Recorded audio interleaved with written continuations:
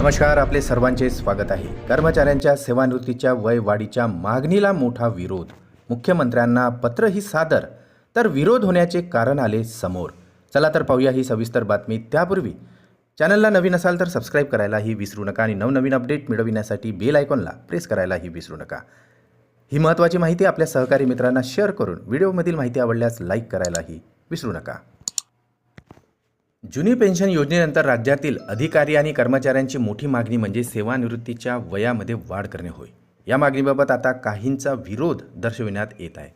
नेमका विरोध काय होत आहे, चला तर पाहूया ही सविस्तर बातमी.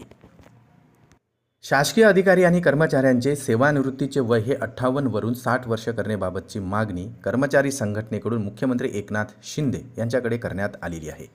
यावर राज्य शासनाकडून सकारात्मक निर्णय होण्याची शक्यताही वर्तविण्यात येत आहे. परंतु या कर्मचाऱ्यांच्या मागणीला आता विद्यार्थी संघटनेकडून तसेच सरकारी नोकरीची धडपड करणाऱ्या तरुणांकडून मात्र आता कडाडून विरोध दर्शविण्यात येत आहेत.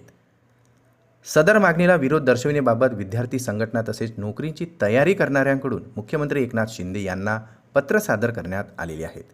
सदर पत्रामध्ये नमूद करण्यात आले आहे की जर निवृत्तीचे वय 60 वर्ष केल्यास शासकीय कर्मचाऱ्यांचे निवृत्त होण्याचे प्रमाण हे कमी होईल, ज्यामुळे आता तरुणांना सरकारी नोकरीच्या संधी उपलब्ध होणार नाहीत. हा एक प्रकारचा विद्यार्थ्यांवर अन्याय होईल असे स्टुडंट राईट्स असोसिएशन यांच्याकडून मुख्यमंत्री यांना एक पत्र सादर करण्यात आलेले आहे. यामध्ये असेही नमूद करण्यात आले आहे की जर निवृत्तीचे वय वाढविण्यास बेरोजगारीचे प्रमाण वाढतील, यामुळे विद्यार्थी व सरकारी नोकरीची तयारी करणाऱ्या उमेदवारांकडून सदर कर्मचाऱ्यांच्या मागणीला विरोध दर्शविण्यात येत आहे.